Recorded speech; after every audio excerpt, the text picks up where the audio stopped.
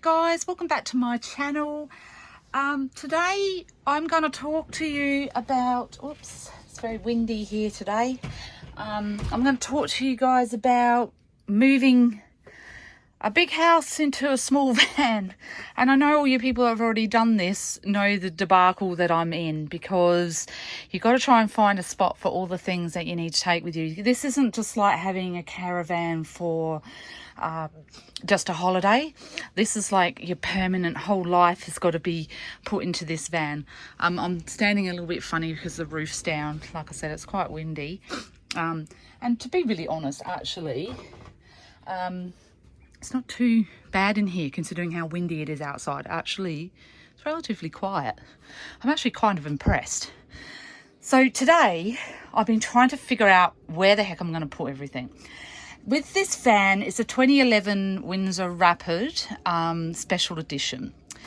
And to be really honest, inside storage isn't really that bad, but the outside storage is absolutely dismal.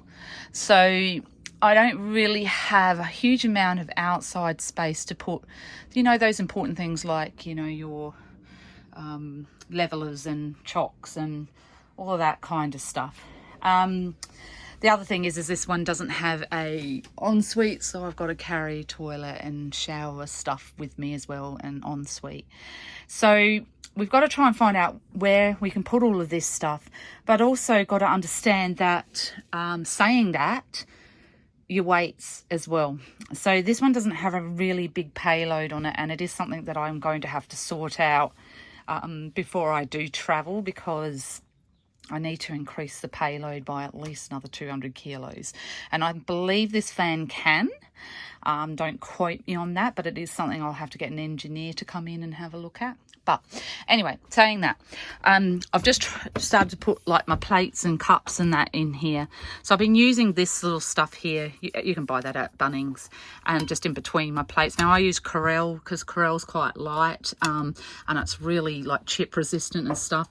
But we put it on that like rubber stuff at the bottom and in between each one. And you don't have to do that because some people don't even put it in between.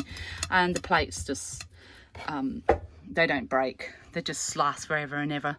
Like the best investment, those, because I got to admit, I don't like eating off of plastic plates. Now I've got some plastic plates as well, because I thought if I have people come, then I can use those. But yeah, so I've shoved all our drinks and cups and bottles in there. So that's got to get sorted out, because it's not quite how I want it to be going to plan there. That's not exactly my idea of how I would like it.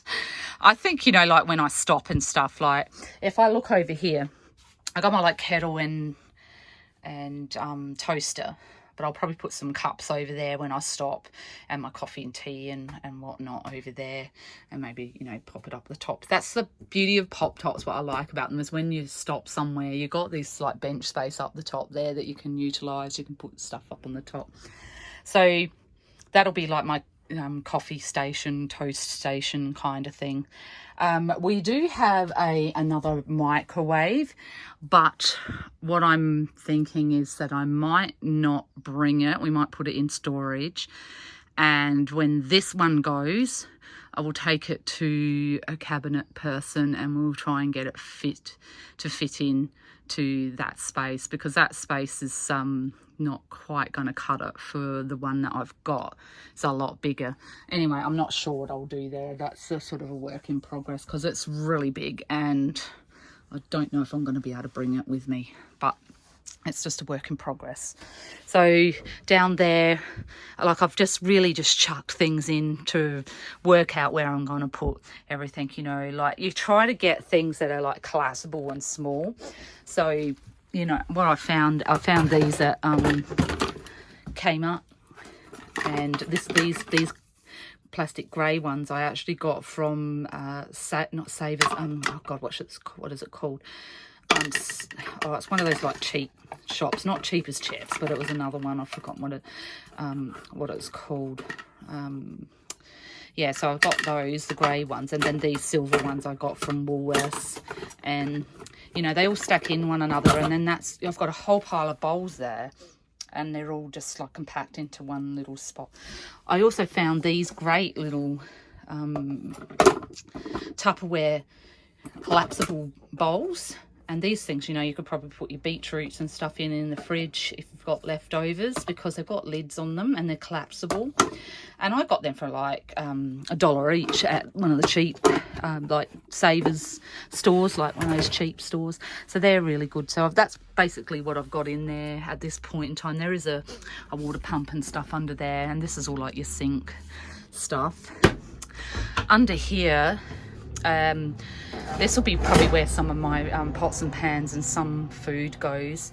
I'm probably going to be putting in all my flowers and stuff like that in there, because I've got them in containers and they'll be like easy to pull out in and out, like my rice and that kind of stuff. And then under there I'll probably put the pots and pans that I need. So that's what's going to go in there. So basically the other thing too you got to consider is weight and where you're going to distribute the weight, because you want sort of more weight on the axles and sort of slightly to the front than the rear, or if you're going to have some on the front, you want to sort of balance your front and rear out as best as you can. And that's not always easy to do, because the storage space doesn't always, you know, dictate that that's what you can do. Because if I look over here, I've got far more storage space on this side of the van, like over this side, than I do this side of the van. So I've got to try and put sort of more heavier things. So in this cupboard here, I'll be putting a lot of cans and heavier items, because it's quite close to the axle there. So just the axle's just here on the other side. So that's where I'll be putting a lot of sort of heavier stuff. I'll be putting some heavier stuff in here. In that front section down there, I mean, we've got our battery box, etc., but down there I'll probably be putting my clothes. In this one's going to be my clothes in there. Toby will be putting all of his clothes in these three up here, and that one down there. And then he's got his other stuff that's going to go in there, and then we're going to put like linen and whatnot down in some of these ones. But it's going to get full very quickly. Like, you don't really have a lot of space in a caravan, as you all know.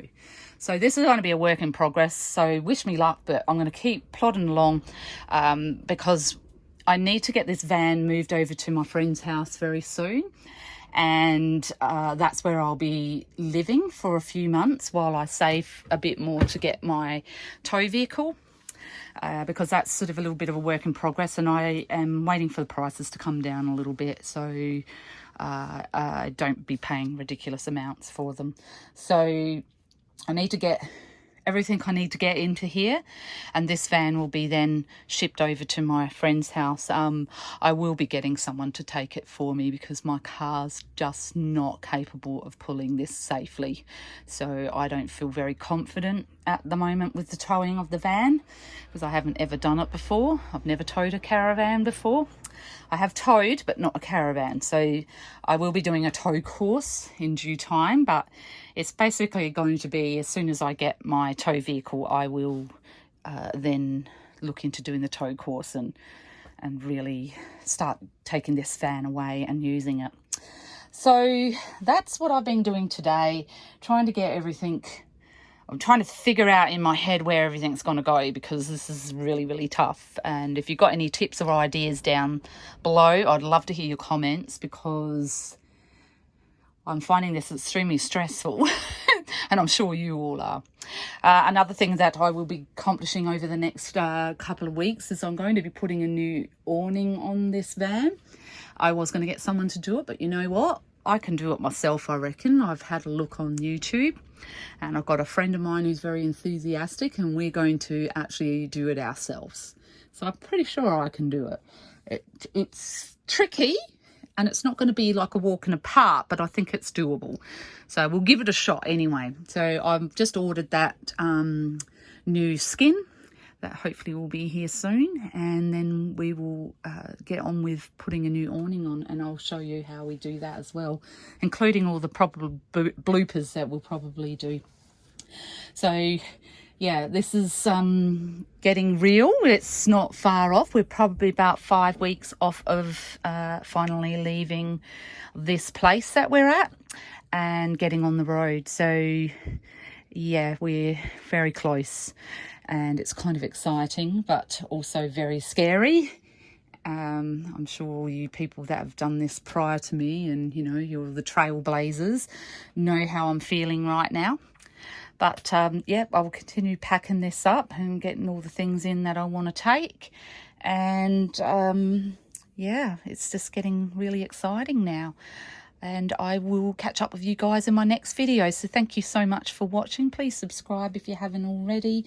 And I will try to help all you people out that are doing the same thing as me, the prep phase. It's pretty big, the prep phase, actually. It's a lot bigger than I thought. And there's so many things that go on with it. Anyway, guys, you take care. Look after each other, and I'll see you in the next video. Bye, guys.